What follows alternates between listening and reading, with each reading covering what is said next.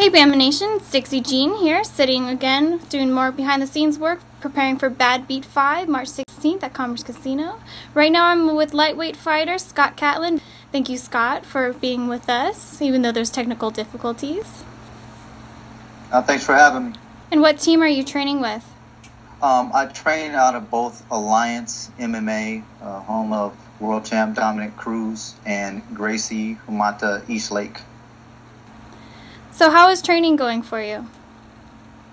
Oh, great. I just got finished with the morning session right now. Had some guys rotate in on me, black belt James Nielsen, a couple purple belts, and then did some hill sprinting, so it's going good. How does it feel making your Bamma USA debut? Oh, I'm very excited. I came up and watched, as you know, watched Bamma 4. Mm-hmm. And it's a first class. It's run very well. It's first class organization. I've traveled around. I've seen a lot of different shows, and I'm very excited and very happy to be part of Bamma. And I'd like to thank Brett and Bamma for having me. Now, Scott, being that this is your first interview with us for Bamma USA, is there anything that you want to say to give you a little bit of background so fans could get to know you as an individual? Well, I'm pretty much a jack of all trades. I've done just about everything. I have a bachelor's degree. I actually have a law degree. Went and graduated from law school. Played college football, arena football. I was actually a single parent for 9 years with my two sons. My youngest son has autism. I've worked with abused kids my entire adult life. I actually worked on call in a psychiatric facility for UCSD. I volunteer my time as a youth football coach, and I have a full house at home with my wife, 3 daughters, and my autistic son, and our dog El Chulo, aka Pretty Boy. Sounds like a full house for sure. So, are they kind of your inspiration to fight? Well, in other sports, you're so dependent upon other people to do their job, and for me, mixed martial arts it's about the process, and it's about total respect for yourself, for your team, for your family, and for your opponent, and it's about discipline. And you know, it's kind of, to me, it's the purest form of all combat sports. It's once you go in there, you can't hide who you are is going to come out, and right. You can only look to yourself. You can't blame anybody else. And you know, it to me, it's the only place at this point, every aspect of my life, I have to be set a certain example and be calm and be a leader, so to speak. But in there, that's the only place that I feel kind of truly free, in a sense, because it's me and it's another professional, and it's, you know, maybe on that night he's the better man, maybe I'm the better man, but it's somewhere where you can truly be free and be yourself and let your true personality come out. That's very well said, Scott, and I appreciate that. A lot of people don't see that in fighters. They think they're cold people, and it really is about the respect, and I'm glad that you showcased that very well. Well, it should be, you know, it's martial arts in and of itself is about discipline and about doing the right thing. It should be a way of life, and it should be a lifestyle.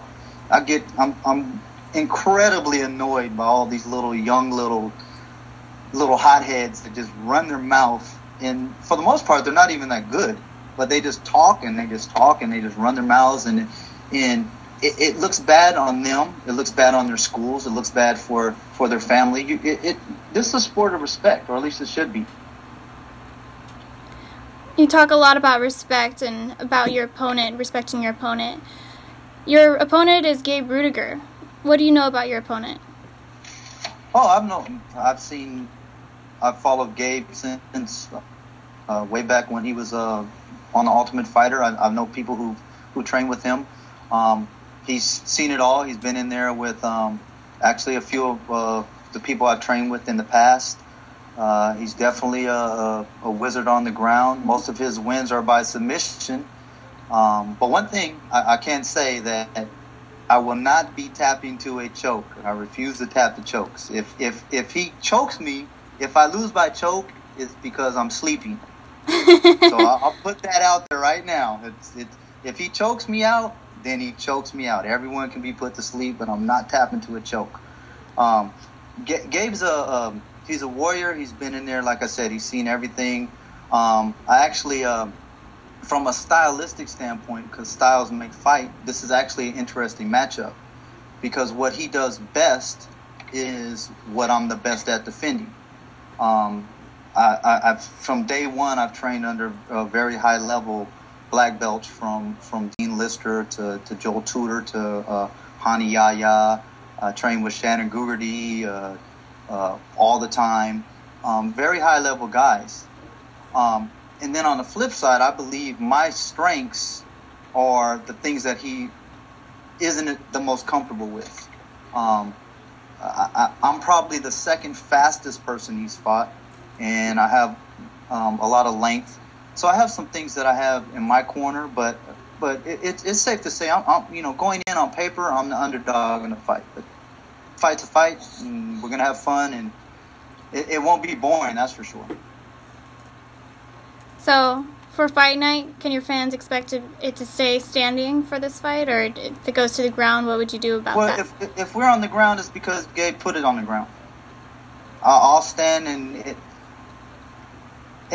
he could live with Freddie Roach for 5 years and not outbox me. And that's not being arrogant. That's just fact. I'm the best. I'm not the fastest guy he's fought. He's fought Melvin Gillard, who's lightning quick. But I'm the best boxer that he's faced. So if we're on the ground, it's because that's where Gabe wants it. And Gabe, Gabe's gonna try to feel to stand up, and but I think at some point he's gonna want to try to take it to the ground. And a fight's a fight. You have to be prepared for everything. It goes where it goes. Either way, it's going to be fun. Now, going into this fight beforehand, anything you want to say directly to Gabe Ruediger? No, let's just go in there and put on a good show. And I don't really drink. I'm not a drinker. I'm like a health nut. But win or lose, after the fight, we'll go and I'll treat around. It should be fun. I really look forward to the challenge. I have a lot of respect for Gabe. But I'm going to come in there and I'm going to do what I do. He's going to do what he does. And one of us is going to come out victorious. Is there any shout-outs you want to make out to your family, for your team, sponsors or anything? Well, I'm actually working on some sponsors as we speak. That's when I don't know if you hear my phone vibrating. I finally have a publicist. I'm moving up in the world. I have a publicist now. That's kind of funny. Mainly it's my family, my wife Leia's like my best friend, my biggest supporter. My daughters, my son, my autistic son Isaiah is very high functioning. He's kind of my inspiration. He overcomes a lot to get through each day and has overcome a lot of obstacles. And he just makes me be a better person and kind of not take things for granted. And also, my teammates, everyone at Alliance MMA and at Gracie Humati East Lake. It's a home away from home, both places, and it's a real brotherhood, and it's good to be around people. You are who you associate yourself with, and I try to surround myself with good people who are honest and kind of do the right things in life. Because it's if you don't take care of your family, if you don't take care of your friends, if you don't carry yourself respectfully, then at the end of the day, it doesn't matter what you have or what you say. It's what you do. Thank you, Scott, for sitting with us.